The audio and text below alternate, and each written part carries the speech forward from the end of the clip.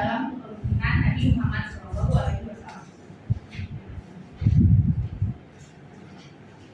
Tentunya sejarah peradaban agama Islam tidak bisa lepas dari kota Mekah. Itu kota awal munculnya agama Islam tersebut. Dalam bahasa Sabah, Makuraba berarti tempat suci, di mana Makuraba ini kemudian disebut Makaroba oleh Toremi dan merupakan sebutan kota Mekah. Mekah dikatakan sebagai tempat suci karena tempat ini dikenal sebagai Allah dengan adanya Ka'bah yang berada di kota tersebut. Al-Quran juga menyebutkan bahwa rumah suci yang pertama kali dibangun oleh manusia adalah Ka'bah. Selain itu, di kota Mekah inilah Nabi Muhammad SAW diangkat sebagai seorang nabi.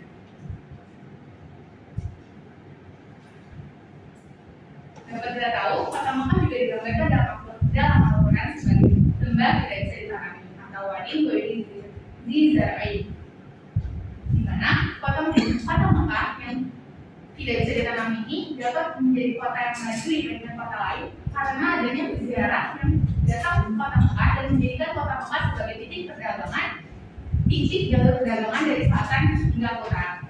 Kota Mekah berada di letak yang strategis, yaitu di Minama, sekitar 48 mil dari Laut Merah, dan juga berada di antara dua jalur dagang utama Arabia, yaitu Hijaz dan Zaid. Lalu, sebelum Nabi Muhammad SAW diangkat sebagai seorang nabi, beliau menghentikan aktivitasnya untuk berpergian keluar kota dan memilih untuk bersemedi dan bertafakkur di Gua Hiro. Beliau bersemedi dan bertafakkur di Gua Hiro bukan hanya untuk kepentingannya semata, namun juga untuk kepentingan umat Islam. Dan di Gua Hiro ini juga turun wahyu pertama yaitu Quran surat Al-Alaq ayat 1 hingga 5 yang berisi perintah untuk membaca. Dan pada mulanya, wahyu yang diterima oleh Nabi Muhammad SAW ini dianggap sebagai hal privat, di mana hanya sebagai hal privat dalam pemahaman spiritual, di mana hanya diberitahukan kepada keluarga dekatnya saja, termasuk Siti Khadijah selaku istrinya. Namun, kemudian beberapa tahun setelahnya turunlah wahyu kedua yaitu Quran surat Al-Mudaththir ayat 1 hingga 7 dengan perintah berdakwah. Nah, selama Nabi Muhammad berdakwah di Mekah, ada sedikit penduduk Mekah yang memeluk Islam. Banyak orang musyrik yang justru melakukan intimidasi orang-orang yang memeluk Islam dan melakukan tindakan kekerasan serta penyiksaan kepada Nabi Muhammad, keluarganya, dan para pengikutnya. Di rumah Nabi itu tetap masa menyerah dan mencoba memperluas dakwahnya ke Taif. Tapi di Taif dan juga beliau mendapat penolakan yang sama, bahkan sampai dilempari batuan di Taif. Perlakuan tersebut diterima semakin menjadi-jadi ketika Khadijah istri beliau dan Abu Thalib paman beliau meninggal dunia. Nah, kemudian Allah SWT memerintahkan umat Islam untuk berhijrah dengan firman-Nya yaitu Inna ardi wasi'ah fa iya ta'buduna, yang artinya sesungguhnya bumi Allah itu luas, maka segera aku saja.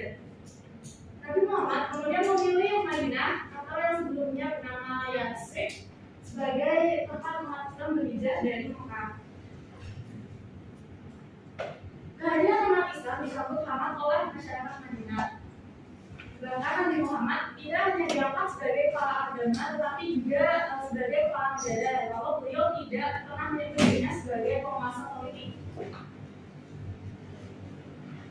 Pada tahun pertama hijrah, dikeluarkan suatu piagam Madinah sebagai suatu keputusan atau rangka politik yang berisi 47 pasal ya, tentang tata hubungan di antara suku-suku yang menikah di Madinah. Namun piagam tersebut tidak bertahan lama karena sebagian kelompok yang melanggar pasal-pasal dalam piagam tersebut, yaitu Bani Nadir, Bani Maluku, dan Bani Quraidah. Madinah menempati posisi sentral dalam sejarah pergerakan Islam. Dalam waktu 23 tahun kepemimpinan Nabi Muhammad, lebih tepatnya 12 tahun 5 bulan di Mekah dan 9 tahun 9 bulan di Madinah, Islam berkembang ke seluruh jazirah Arab yang pada mulanya hanya dikenal sebagai agama dari suku Quraisy. Nah, pokok bahasan selanjutnya adalah kemajuan peradaban Islam setelah Nabi Muhammad wafat. Yang pertama, timbul awal dari kemajuan dan peradaban Islam yang baru sebagai akibat dari persatuan suku-suku dan bangsa.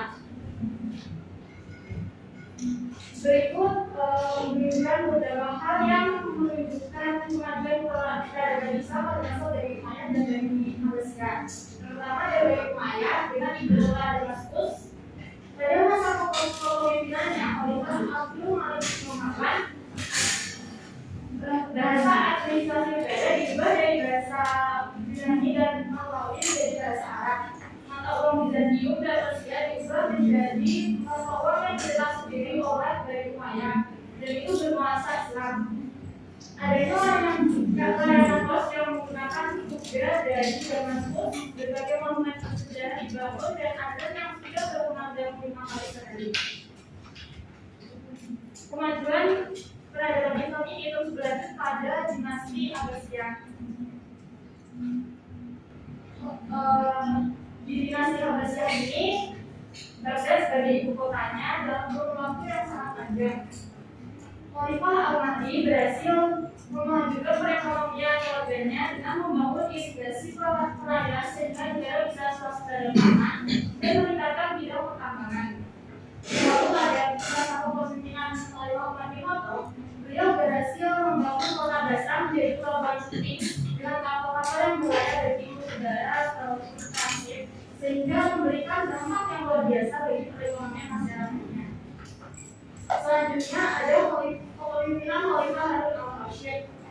Pada saat kepemimpinan beliau, kas negara itu terus meningkat, sehingga kebutuhan negara difasilitasi dengan baik. Misalnya dalam kesehatan, rumah sakit dan sekolah kedokteran itu banyak dibangun. Lalu dalam bidang musik, dengan menyelenggarakan festival musik tahunan yang dihadiri oleh ribuan penyanyi dan musisi. Dan beliau merupakan contoh ideal dalam kerajaan Islam. Bahkan seorang penyanyi bisa bernama Abu Nawas menuliskan kisah 1001 malam dari gambaran kehidupan istana dan kemewahan dari Abbasiyah. Lalu kemudian ada kepemimpinan Khalifah Al-Ma'mun. Beliau lebih memfokuskan pengembangan ilmu pengetahuan, di antaranya dengan menerjemahkan buku-buku berbahasa Yunani ke bahasa Arab, memberi para intelektual dan penerjemah dengan gaji atau upah yang lebih besar, serta membangun Baitul Hikmah sebagai markas penerjemahan dan pusat ilmu pengembangan. Selanjutnya ada cendekiawan. Pada zaman Dewa Abbasiyah, para cendekiawan itu memperoleh pengetahuan itu dari buku-buku Yunani. Nah, karena itu ilmuwan Islam itu sangat gigih dan berani melakukan riset-riset ilmiah dan mengeksplorasi. Ribuan buku dihasilkan oleh mereka semua dan pada zaman ini pada zaman Dewa Abbasiyah itu merupakan periode peradaban tertinggi yang memberikan pengaruh besar pada dunia. Contoh cendekiawan Islam itu ada Al-Hanifi dan Al-Fazari dan Al-Khaldani. Dia ahli di bidang astronomi. Terus ada Ibnu Haisam di bidang optika, dan Ibnu Hayyan di bidang kimia, Al-Yuni di bidang fisika, dan Ibnu Sina di bidang terus selanjutnya namanya kejayaan Dewa Abbasiyah. Abbasiyah itu terhenti pada tahun 1258 ketika melakukan penyerangan Baghdad dengan menghancurkan istana, membunuh masjid-masjid dan membunuh khalifah. Nah, menyebabkan politik Islam itu lemah dan muncul konflik perseteruan antara dinasti-dinasti yang kecil-kecil itu dan memudahkan dunia Islam secara umum, serta menyebabkan ilmu pengetahuan tak semaju periode sebelumnya. Terus terjadi juga invasi beruntung dari bangsa Mongol dipimpin oleh Genghis Khan yang menyebabkan perpindahan umat Islam ke India serta ke Asia Tenggara. Perpindahan ini terjadi hingga abad ke-14 seiring ramainya arus pelayaran dan kegiatan perdagangan. Sekian presentasi dari kami, mungkin ada yang ingin ditanyakan, dipersilakan.